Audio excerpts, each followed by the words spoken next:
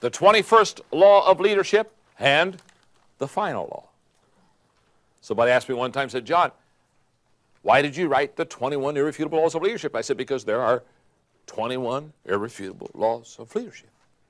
If there had been 22, I would have written the 22 irrefutable laws of leadership. There's 21. And the last one is the law of legacy. And the law of legacy says a leader's lasting value is measured by succession. In fact, Max Dupree, who wrote a great book called Leadership is an Art, said succession is one of the key responsibilities of leadership. I'm often reminded when I think of the law of legacy of the relay race. I had a coach one time of a very successful track team tell me that when you're doing the relay race and you have 4 runners, he said, John, the race is always won or lost. When the competition is keen and good, the race is always won or lost in the exchange zone. Those few yards where one runner is reaching out to a runner that is running before him, trying to pass on the baton, he said, that's where the race is won or lost. He said, the best coaches spend most time teaching the runners how to hand off the baton. In fact, he said, let me put it this way. Every other part of the race is individual. Every other part of the race is dependent upon a person's skill and speed and ability and giftedness. He said, there's no question about it. But when it comes to the exchange zone, that's when no longer are you running for yourself. You're running for somebody else. And your ability to put them in the best position. He said, a good exchange in the exchange zone can give a runner even up to, he said, sometimes up to a second, which can be the deciding difference in a competitive match. He said, John, teaching the runners how to go from one to the other, how to hand off that baton, he said, is absolutely essential. The law of legacy, the law of succession says that you and I need to know how to hand off the baton well to other leaders so that our work, our business, our company, our organization can live way beyond ourselves. In your notes, I write 4 things. Achievement comes when someone is able to do great things for himself or for herself. That's achievement.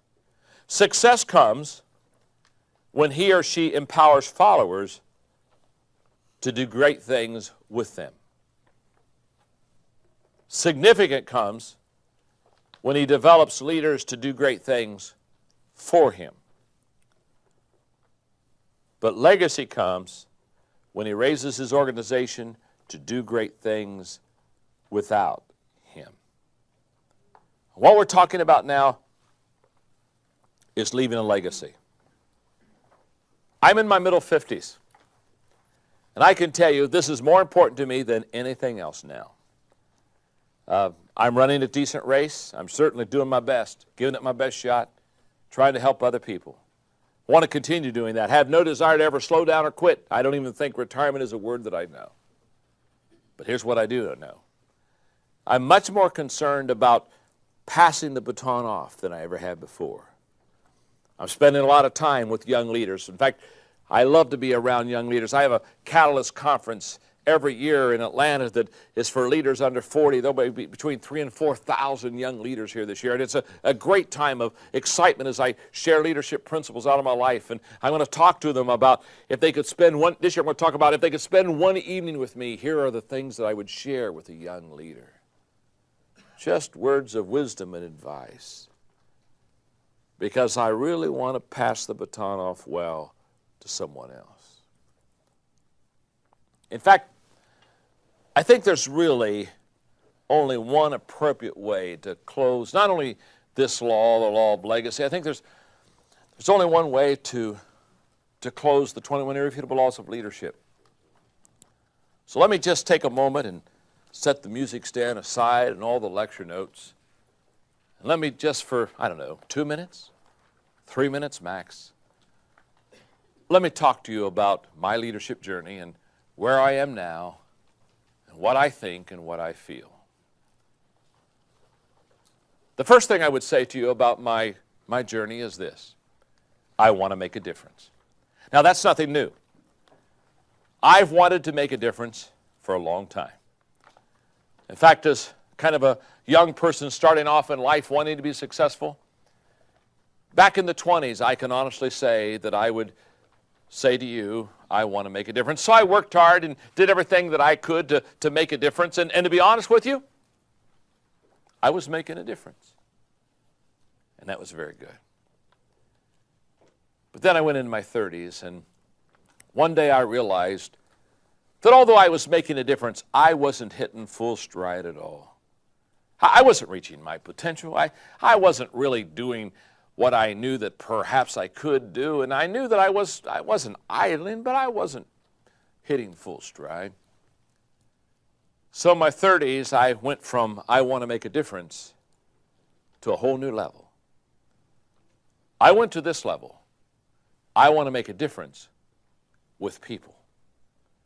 That's when I began to understand that if I was really going to accomplish a lot, I was going to have to be able to lead people. That's when I began to have a passion for leadership, because all of a sudden I realized if I want to make a difference, I've got to make a difference with people. And the only way that you can make a difference with people is learning how to lead.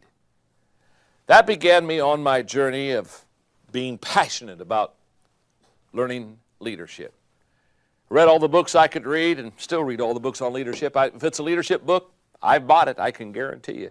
If it's got the word leadership on it, I'm reading, I'm learning, I'm still continuing. Because I realized I want to make a difference, but I want to make a difference with people. So I began to, in my 30s, include people in my life. People that I thought could take the journey with me. As I closed my 30s, I thought, I still haven't hit my peak yet. And I want to make a difference in the 20s was good, and I want to make a difference with people in the 30s was good. But what I learned in the 30s was that a lot of the people I had join my team, they weren't helping me. So in my 40s, I went to a whole new level.